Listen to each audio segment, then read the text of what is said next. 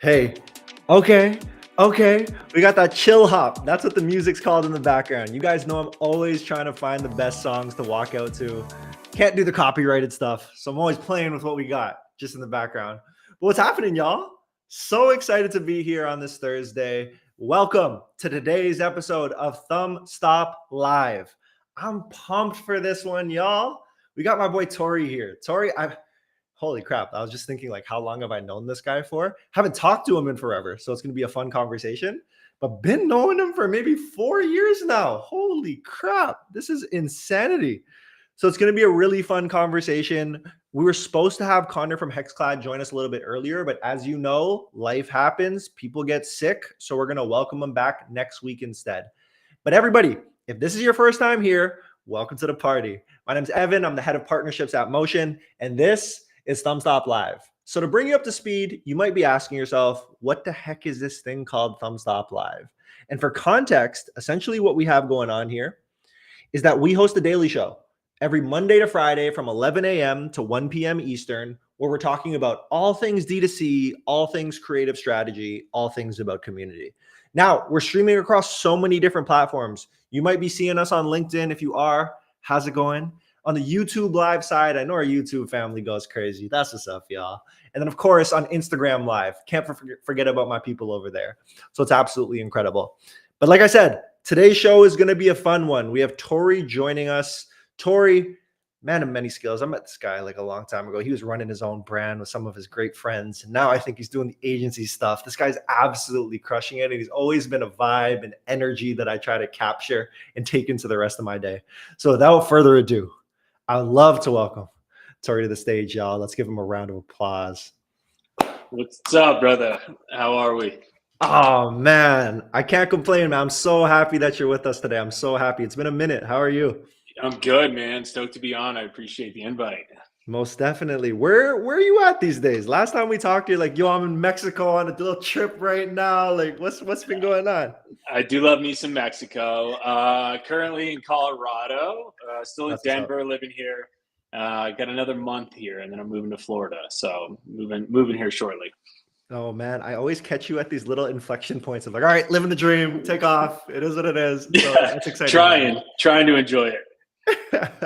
Now, there's so much that I want to get into with you, man. But I think before we do that, for the audience who might not be as familiar with you, wondering if you can start nice and easy with tell us about yourself, a little professional, a little personal, whatever you're open to share, and then we'll kind of take it from there if that works.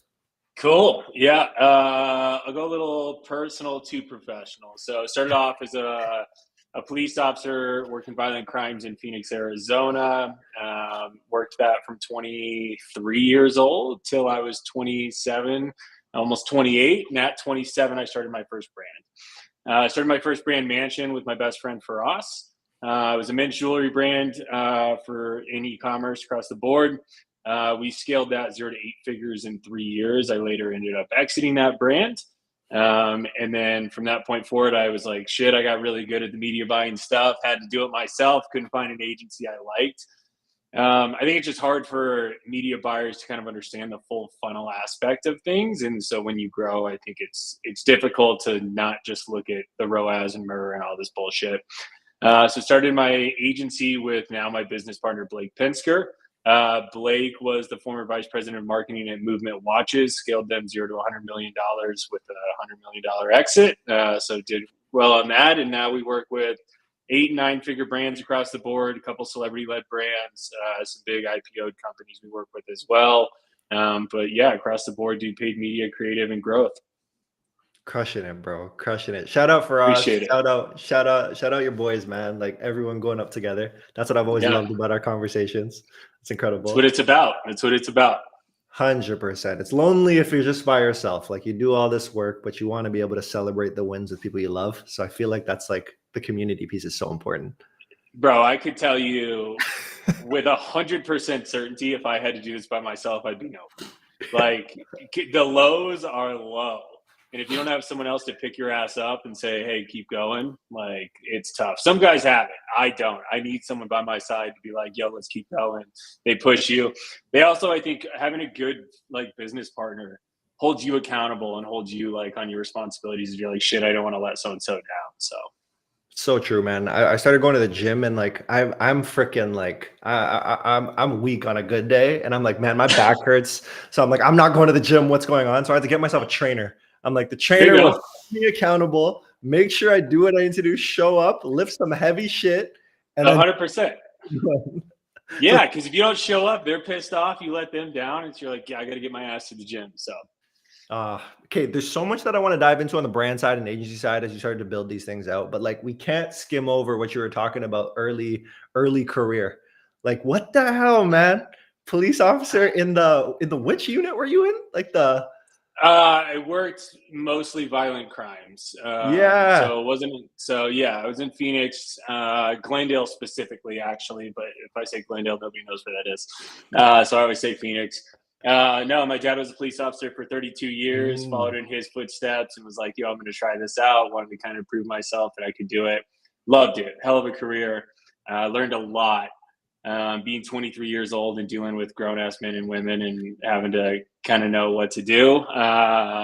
Yeah, it was sick, man. It was something I will always be grateful for. It's something that's definitely shaped who I am.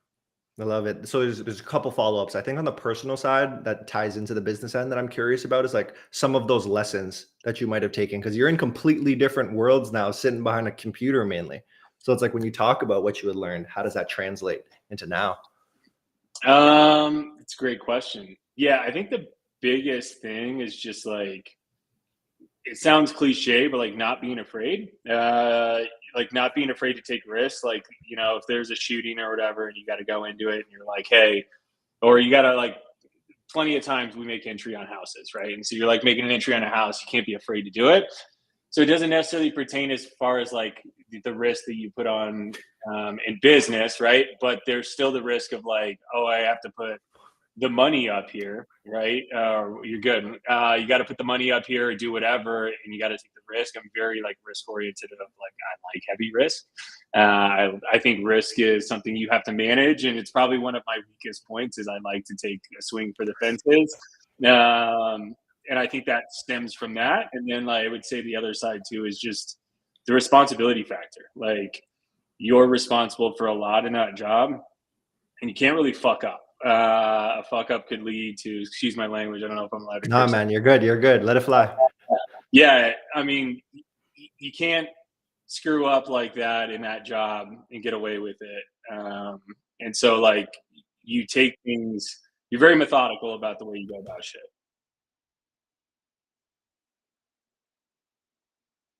Now we're solo. What's up?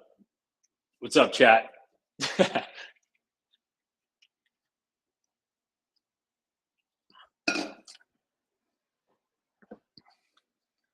Sweet.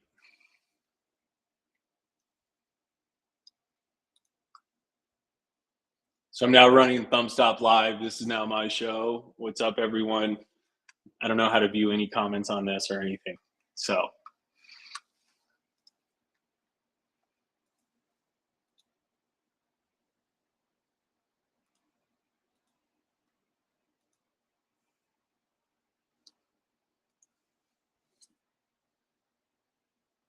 Sweet. We're just hanging tight till Evan comes back.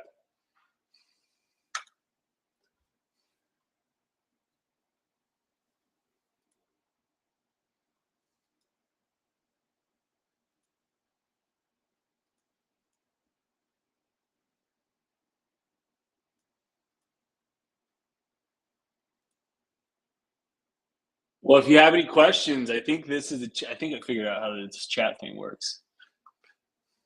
Bro, what in the hell? I'm sorry. All Jesus. good. Just hijacked it. I let him know I'm the new founder of Thumbstop.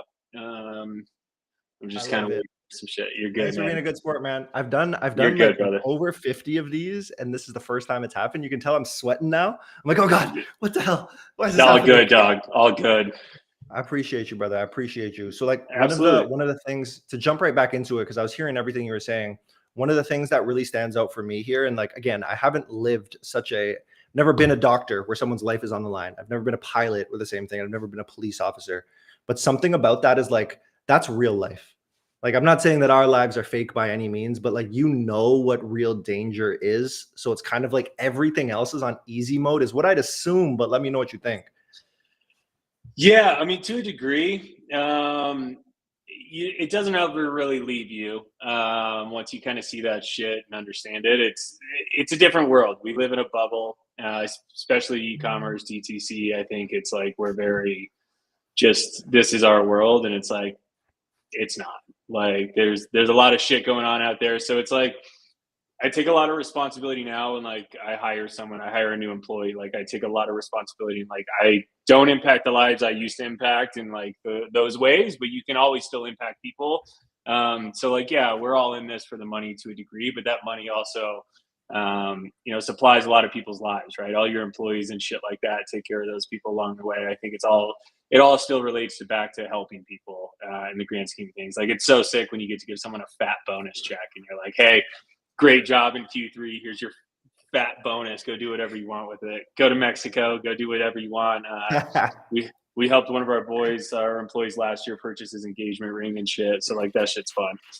Oh, I love that. It's like, yo, going to Mexico. You're like, yo, I got the spot. Let me hit you up. I know exactly where That you got to be damn at. right, I got the spot, dude. I love it, brother. The other thing that I'm thinking about here is like that transition. So talked about from 23 to 27, then starting your own brand with one of your best friends. Like, how the heck did you make that decision? With a lot of help from my best friend. Mm. I'll be honest. I will always owe it to Faraz, and did put tears in my eyes. I always owe to that guy. Where I like have become, successful now. He was like, dude, you're meant for more. You can do more than this. I started getting some PTSD shit towards the end of my career. I was just kind of going towards like a bad state of mind or whatever. And dude, it sucked. I left Arizona, went straight to Denver with him in 2017. It was fucking hard, man. I went through some troubles on my own side or whatever, but I mean, I don't have a college degree or anything like that. I have a high school diploma and barely got that shit. And ended up leaving and coming here, and it was like I couldn't go get a normal job. Like there was no translation to like, hey, you're a police officer, now you can go be an engineer. Like that doesn't translate. So it was a eye opener, and I couldn't even afford like a laptop at the time. I had to go to the public library and start applying for jobs and shit while I was trying to build my first brand. So I'm out here at the Denver Public Library, and then I went from knocking down doors to knocking on doors, trying to sell ADT security door to door. And so for 2 years, I sold door to door, trying to build my own brand in the back end. And luckily, we fucking crushed it. That is insanity, man. I think like these moments are so important to talk about. Like everyone goes through them. There's that moment where you're like, yo, I don't know if I'm gonna make it through this one. But it's like somehow you make it through to the other side and you're like, yes, like I did Yeah, it. I did it. always gonna make it through. Always gonna make it through, no matter what, man. I feel like if you're just busting your ass, like it's so cliche and everybody talks about it, but the only real failure is quitting. Like everybody already says that shit too, but it's like it's the truth. Like, dude, if you're giving 100% all the time, or even 90% on the days you don't feel like it, right? Like you're gonna get to the other side. It's just you got to keep on fucking trucking. Yeah, man. I guess what I'm curious about, and it might be for us in all honesty, but it's just like when you're in those moments, like what keeps you motivated to be able to push through? Uh, Probably my parents kind of instilled in me to just be the best at every, like, I have that old school parents, my old school dad, Me too. you know, yeah, you give 110% at everything you do. You don't give up. Like, don't be a bitch.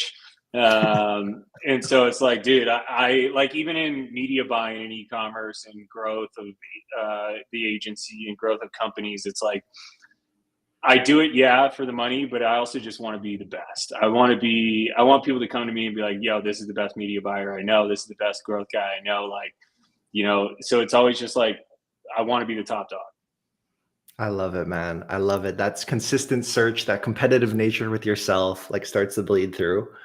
The piece Yeah. that You I'm want to curious. know, Sorry, go ahead. sorry. Yeah. You want to know what you're good at. Like, you want to know how good you can be at something. I don't ever want to leave and be like, oh yeah, I could have done better. Like, I want to be like, no, I did the best I fucking could. And this is where I got. And so far, everything I've done, I feel like I can be the best at it. Maybe that's just me being naive and ignorant, but I'd rather go at it that way than be like, oh yeah, I'm not that great. Um, just a question, because I checked out your IG as I'm looking through different things. Are you a parent? Remind me again. I'm not. No, Okay, so I I'm got not dogs. either. I'm excited to be a parent one day if I'm lucky enough to be. And I have like this little room that's ready to go. But something I often think about as it relates to both us and like future children is like what we hear a lot is like, hey, work in your passion, follow your passion, find your passion, and like go through that process. And something I'm curious about is like if that is based on your experience and journey, if that's advice that resonates with you, or if you have any other opinions to share there. um,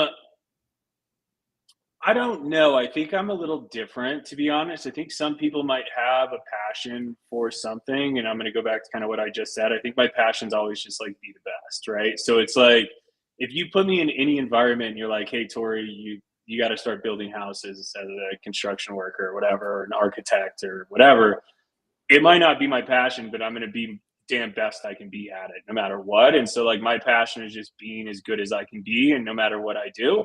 So that's always been mine. And yeah, I'm sure there's shit I would probably hate, but if I'm stuck in that environment, I'm going to go after it. I love that. There's something so empowering about knowing your definition of passion. Cause like the one beef that I have with it is like passion usually gets associated with some type of tangible thing. So like I grew up hooping. So I played basketball until my first year of college. And I would have told you, I'm like, basketball is my passion, man. Right. And like that's what it is. I'm not working at it. I'm not playing as much anymore by any means. But like after I stopped playing, I was like, wait a second, like what did I like about it? Like what brought me that enjoyment? And then I could start banging off things. I'm like, okay, the competitive nature, teamwork, getting better every day. And it's like, wait a second, like that's what passion is. Like if I can achieve that and no matter what I do, it's an emotion that allows me to be happy every single day and pushes me every single day. So like I really get down with what you're saying in comparison to that grand, like tangible thing, let's say. Yeah. Yeah. I think there's chapters of life too. Like your passion might change along the way. And right, like you said, having kids and stuff, your passion's probably going to change when you have True. children. Like it's probably not going to be the same. And I think there's chapters along the way. And every single time that passion might change, or that, like you said, that emotion that you steal from that passion. But everything we do is driven by some type of emotion. For sure, for sure. Now, I want to jump back to the work side of things. I think one of the things that's popping up for me is just like the entrepreneurial journey. So it's like started in like you're a cop, you're in police force. Would you say that you've always had the entrepreneurial bug in you since you were young? Yeah, I started my first companies per se at 15. That's what's up. Um, I started epoxying garages with one of my friends, and we started knocking on neighbors' doors trying to epoxy garages to make money. So yeah, I think I've always kind of had it, but yeah, I think it's also developed over time. Got you. That's so cool. And then now we want to speak to the brand and agency, but I'm going to start at a higher altitude of conversation because the normal path that we usually see is some variation of like, yo, I've worked at an agency and then I go either start a brand or work at a brand. But you've done the opposite here. So I want to know about your experience. Like, has it been something you enjoyed or anything else to share there? Yeah, I'll kind of break this down. So after I left ADT, while I was still developing Mansion, moved to Canada for a short period. So I was in Canada for 6 months. and I couldn't work up there. So what I started doing is I started applying for. I was already doing media buying for Mansion because we couldn't pay to have a media buyer. We just didn't have the money for it. So we couldn't have an agency ourselves. So I learned how to do it through YouTube and stuff like that. And obviously spending our own money, spending millions of dollars of your own money, you learn pretty quick. But also I started going on Indeed, and I would find other companies before like COVID. So there wasn't remote work, wasn't a thing yet really. And I was talking to people on Indeed, and I'd say, hey, I'll do your media buying job for 30%, but I'm staying remote. And they would say yes. And I started gaining a client book like that. So I started getting a client book like that. Started working with some cool stuff, kind of cross board, spending money like that. And then when I left Canada, I applied for a job in Boston.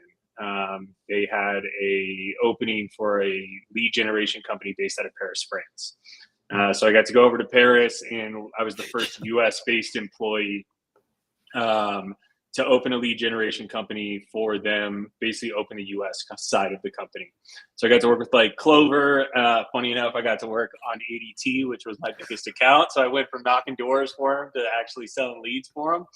And they were paying us pretty fat. So I worked with some of these monster companies. I was spending millions and millions and millions of dollars a year very quickly. And so I got to learn that. And then when I left and said, hey, I'm going to quit, I quit, was Mansion, and started Dream Labs. Huge, man. That's so freaking. First of all, you've been everywhere. Where were you at in Canada for that 6 months? Vancouver. Okay. I was about to say, if you were in Toronto, I didn't know. Holy crap. Jeez. No, Insane, man. Insane. Yeah, other side. Other side. And then going to Paris. So that's incredible. And then on this end, you started building a book of business. Now getting into the work side of things, I think what I'm curious about here is like you've been exposed to so many different types of brands, sizes, and different offerings. Now with the agency, is there a specialization in the type of company that you're usually working with? E-commerce across the board. So only e-com. Don't do any lead gen unless it's related to the e-com side. Cool. And then with these brands, when you start to take them on, what I'm wondering is if you start to notice any trends. So is there like a top 1 to 3 things that are low hanging fruit where you're like, yeah, every brand like underestimates or like isn't taking this seriously and they should? There's definitely a playbook, right? There's definitely a playbook I think everyone should follow, but it's pretty easy. Like it's an algebra problem: cost per session times conversion rate equals orders times AOV equals revenue, right? And so one of those things breaks, right? Our cost per session is too high. So our cost to get someone to the website is too high. Obviously, that means our creative or our targeting is broken. Our conversion rate's not where we want it to be. The landing page or website is broken, or the traffic could also be broken. AOV is too low for us to sustain this growth or sustain our current offering. Hey, how do we start bundles and all that kind of stuff? So it's just basically, I think you need to start high level up top and then you break it down, right? I think sometimes we get too far into the weeds immediately and say like, hey, we want to fix this. And it's like, yeah, maybe your website does suck, but the conversion rate doesn't show that. We should start on the cost per session. If we can get people, for example, if someone's cost per session to get someone to the website is $2 and that's a creative problem, if you can fix the creative and you can drop it to $1, you just got double the amount of traffic for the same amount of ad spend, your sales are going to go up, right? It's very easy to diagnose the issues. And I think sometimes we go too deep, too fast. And I think it's just easier to start high level. Love it. Simplicity is always king. Starting there makes a lot of sense. Makes so much sense. It'll get more complicated for sure as you break that down, like what creative works and all that shit. But identify your problem first, and then we can figure out, how to fix the problem later on. Speaking of creative, freaking Christ. So speaking of, as you hear me swear in the background because my connection tethering off my phone. You're good. Appreciate it. So I guess what I'm thinking about here is like with the call out of creative. Oh, you got me? Yep, you're good. Yeah, man, this is brutal. You're good, Evan. I got you. This is so brutal. I'm so sorry. I feel so ashamed by this. You're good. Oh my God. Like I can't be messing fine, up. Bro. Thank you. But I was going to piggyback off of what you were saying of like identifying a creative issue. It's like, it could be as simple as that and start to make some changes. Again, devil's in the details when you start thinking about creative. One of the questions I usually get or most often get is around creative fatigue. So it's just this idea of, hey, how do I know if something's fatiguing? How can I get ahead of it? What makes sense there? And I'm wondering if you have any thoughts on creative fatigue, especially on like the media buying side. Yeah, well, first off, there is a creative fatigue metric in the back end of Meta that you can ask your rep to pull for you. If you haven't met a rep, that's a nice little juicy hint for you. You can actually ask your rep, hey, pull my creative fatigue report, and they can tell you what it looks like. They can also pull your rolling reach report as well. Rolling reach report tells you how much new audience you're kind of hitting all the time. The other way that's pretty simple is depending on kind of how you run your account, but let's say you're running any type of cap, manual bidding, bid cap, or cost cap, the spend amount's going to go down, right? You can also monitor your frequency. But yeah, anything, if it starts degrading in performance, and there's top of funnel metrics you can look at, it's not always CPA and all this shit, but if your click-through rate's going down, the cost per link click's going down, the cost per engagement is going down. If you're looking at any of those metrics and they start to degrade, your fatigue is setting in. And so you're going to have to make those changes. Here's the thing, just get ahead of it. Just put 10 new creatives in minimum per month or per week, no matter what level you're at. If you're at a very low spend level, maybe 5 a week, but just get ahead of it. Just constantly be testing so that fatigue never sets in and you don't have to worry about it. There's always a new creative in the background that can kind of pick up. Huge, man. And where this naturally takes me to is just like structure of testing.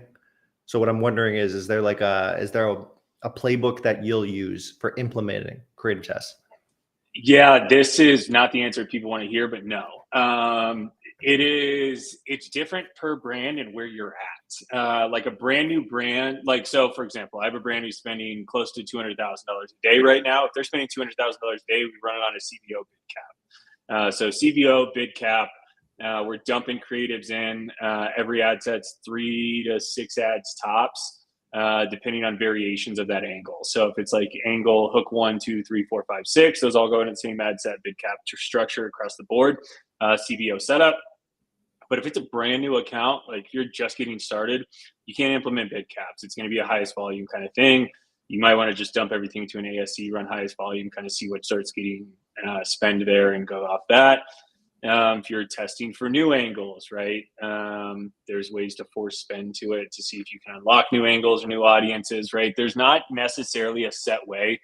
I'll also say there's a lot of ways to win in media buying. And if you have a $50 AOV or you have a $500 AOV, the actual gross margin dollar amount is bigger. There's more room for error in media buying. If I have a $450 gross margin that I can fuck with, I can have more errors in that account and not be as seamless than if I'm running a $50 supplement brand where $10 mess up could mess up everything across the board because there's not as much margin. This makes so much sense. This is so interesting for everybody listening in, or one of the clips that I put together after this. It's literally like you got to talk to the experts like a Torii, and you got to understand that every ad account kind of reacts different. So understanding the stage you're at and like what your goals are. So being able to structure it that way, I think is helpful. One thing I'm curious about on the creative side of things here is I actually want to take a step back from the ads itself, but I'm wondering, are you ever thinking about organic social in all of this? Yeah, for sure. Depending on how big their organic reach is. But when we monitor cost per session, that is a blended cost per session. So there's cost per link click from your ad account, but there's also cost per session, and organic can play a large part in that. We run, I'll just tell you, yeah, we run Justin Bieber's brand new brand Skylark. And so running Skylark with Justin Bieber, obviously there's a massive organic push there, right? We get to piggyback off that. It makes my job a million times easier. But there's also things of where you might end up hitting a plateau if you just lean into it too heavy because you're only reaching the audience that he reaches. So you have to still go capture new audience. But yeah, I mean, we have another influencer we work with who's, I think like 1.3 million followers or so. She has her own brand, and yeah, it helps us tremendously to be able to piggyback off that stuff. And you should. I mean, if you have that advantage and they've built their own personal brand, use it. Like, there's no reason not to. Flex, man. Freaking flex. Let's go. I love it. I freaking love it. This naturally brings up two things in my mind. So there's one side of just like acquisition I want to get to. So it's like acquiring the types of customers like this. But where I actually want to start is communication. Because I think what people don't always think top of mind is like how important communication is, especially on the agency to client relationship. So for yourself, I'm wondering if you have general thoughts about communication, but what I'm really curious about is how you've honed your skill over time. Yeah, I mean, I will say I think I've been blessed with the gift of gab. It is one of my traits that I did get lucky with. There's a lot of bad traits I have, don't worry. But that is one that I have always had. And I think I'm pretty much a straight shooter. I don't beat around the bush much on shit. Even with clients, like if we fuck up, I say, hey, I fucked up. Right. And I think one of those things is managing expectations with clients, telling them, hey, listen, like if we take a new client on who's lower in spend levels, we might say, hey, listen, we're not a cheap agency. We know that. You pay for what you get here. But we'll tell them, hey, the first 60 days, you're probably going to lose money because of our agency fee, but you're going to jump 9 months into learning by working with us, and we're going to put you to a whole new level in 90 days. But expect 60 days of performance is going to be learning. It's going to be fast learning, fast testing, but that might show negatively on the P&L. It might show negatively in the ROAS, but we're going to learn from it quickly and develop fast. And I think if you don't set that expectation and you tell a client, hey, we're going to come out and just kick ass immediately, and you don't kick ass, you're going to be in a really tough spot. Yes. Not good. Man, this is insane because something in here, I talk about communication a lot because like obviously with my team, but also with people like yourself, because it's like it comes so naturally. And like when I talk to experts, sometimes it's like I have this expertise and you don't know why you do what you do.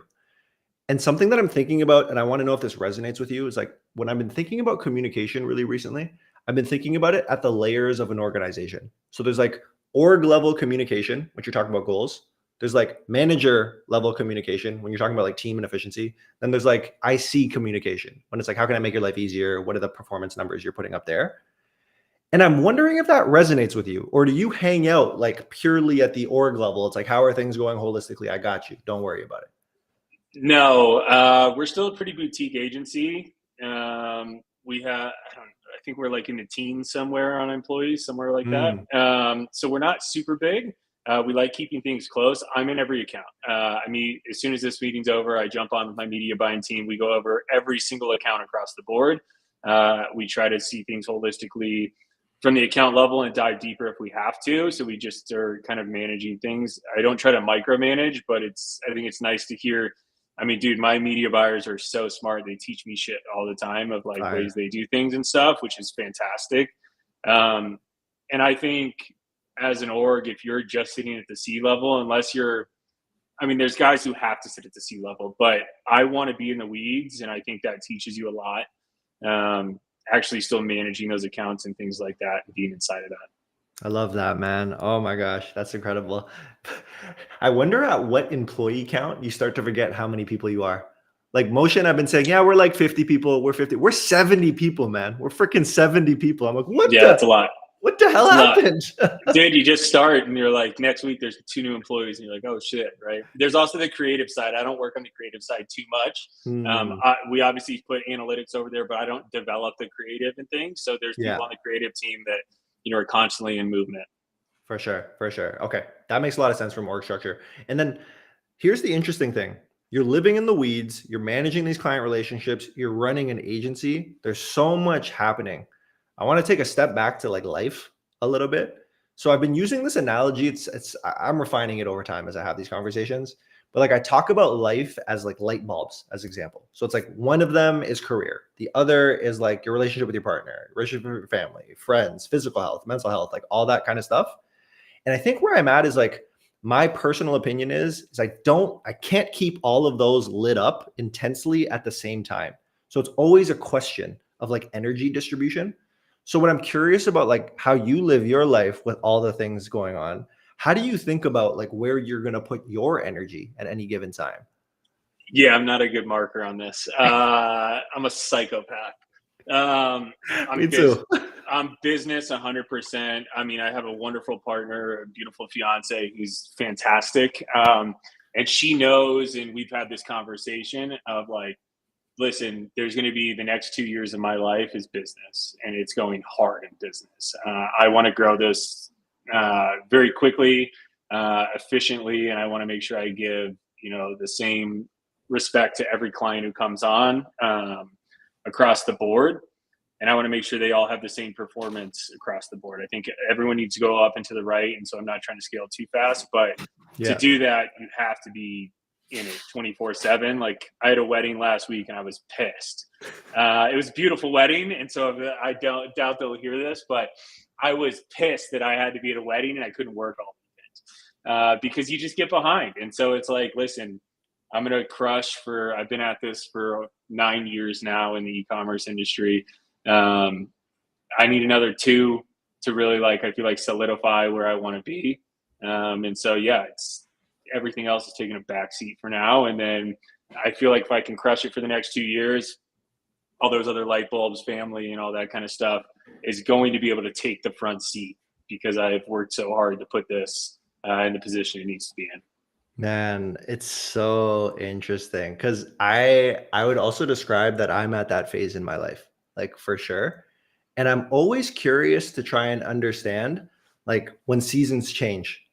And am I gonna feel it as it's happening? Do I have to be proactive and identify it? Because like we are hard coding ourselves to be this way. And like this is what we know. So I'm kind of like, wait, like am I actually gonna be able to make a shift at some point or what's going on? Yeah, I mean, I think I enjoy this. Like, I enjoy business. I enjoy crushing it for a client, being like, hell yeah, we did this. So like, this is what I get joy from. This is what does fill my cup. So that's a big thing. But yeah, I think you can juggle all things at once, but I don't think you can move as fast in business if you're managing everything else. Now, I'm not saying, hey, a family takes a backseat to business, right? If you have kids and stuff, things are different. They're probably your number one priority no matter what. But for me, I'm not there yet. And so for the time being, it's crush this as hard as I can. So when the family does come, they're in a position that, is set for the rest of their lives and hopefully generational wealth from that point forward. You're stacking. That's what it is. Trying. Now, building the foundation. Exactly. Someone's got to do it. And then you build the Empire State Building on top and it goes easier. And you're good, baby. I love it. The other piece that's coming to mind for me is like, we've talked a lot about like the day-to-day enjoyment and the feeling of like, you feel good about doing this ultimately. One thing I am curious about is goal setting wise. So are you the type of person who's like super stringent about it? It's like yearly, this is what the goal looks like, breaks down into quarters, break down into month, or do you vibe it out a bit? What does it look like? It's a great question. Yeah, I'm like a week. I have like my daily goals. Like I write down my goals every day that I need to finish. And then I have like what I want for the end of the month, like where I want to be. But it's mostly day to day, to be honest. I feel like, and I've heard other people say this, I don't know exactly who has, but if you finish you write your 20 things down you got to do today. If you finish those 20 and then tomorrow you finish those 20, like it just keeps stacking. I feel like sometimes, at least for me personally, like if I set a monthly goal, I might push that monthly goal off till September 27th and be like, oh shit, got to hit that goal. Where if I just do what I have to do, I know that it's going to stack up to where I want to be. Oh man, it's good to know yourself because it's like, Exactly. It's so easy to be like, yeah, do it later in the month. It's like, shit, 80 things now. All right, let's go. Exactly. Yeah. I'm the guy who has to go day by day. Cool, man. Cool. And then on top of this, what I am curious about is like, we're talking a lot about futures and like building the foundation for that future. I've been having a lot of conversations with people who talk about like having mentors in their life.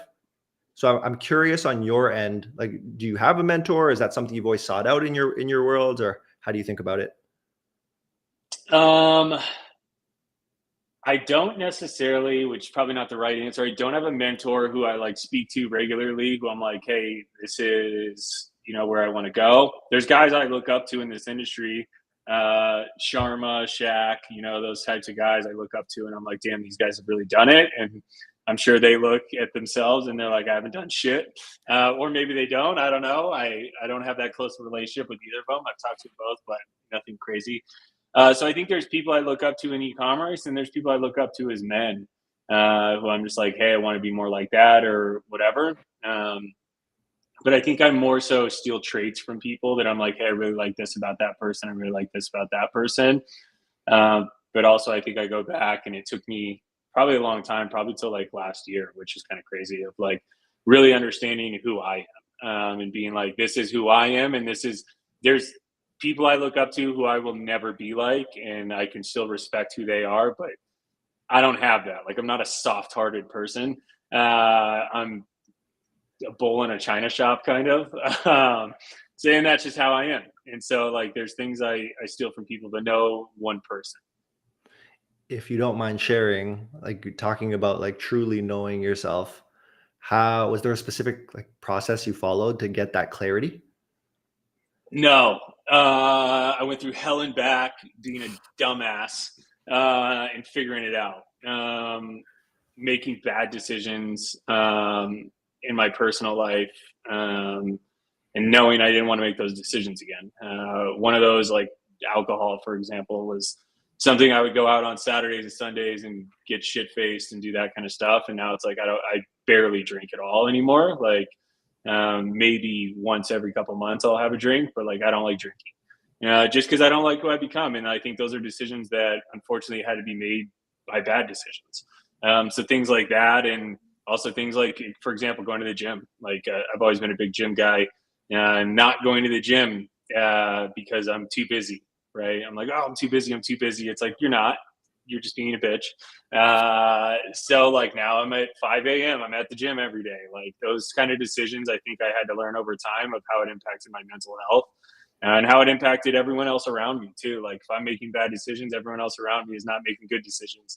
It's usually like my friend group started to change and things like that. So I think it's just things you learn along the way. And I'm sure I'll look back 2 years from now and be like, that was some shit you shouldn't have done either. So Selfishly speaking, I'm so blessed to talk to so many different types of people. Like, because I yeah, think for me, it's also helpful to calibrate for myself. I was talking to Rabba from Vermont the other day, yeah, and he was talking about like mentors and how important they were in his life, and like he was late to it essentially. And I started thinking, because I'm similar to you, like I take traits like so far, like where I can, or like specific skills I'm looking to get better at and try to adopt those. But he followed this formula of like 3 tiers. You want to have someone you're mentoring, so it's just like that portion. You want to have someone who's a peer, so you can talk about what life is at the same level, and someone you're aspiring to be. And I'm just like wondering with every type of successful person that I talk to, it's like, are these common threads? Or it's like, is everyone doing it their own way? Like, is there a right way? And it's so cool to see. It's like, there's not one right way. Like everyone's kind of making it up and like figuring out what to do. And like, that's pretty like relieving in a sense is how I feel, because yeah. it's like, trust the intuition, trust the gut.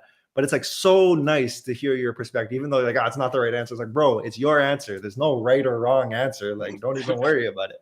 Appreciate that. Yeah, I mean, I don't think anyone has it figured out. I'm sure at 50, I'll look back and say I was an idiot then. I'm sure at 70, I'll look at me at 50 and say I was an idiot then. Right? It's probably forever going until you get to the end of the road and you're like, okay, shit, I've done a lot right. You probably have that reflection. For sure. Tori, you've been so generous with your time, man, and with putting up with some of these technical issues, like entertaining the audience by yourself up here. I have one final question that I ask every guest who comes up here about. If you don't have an immediate answer, all good. Toss it to me. I can go first. I got your back. The question is, I'm wondering, do you have a favorite quote? And if so, what is it and why? I do.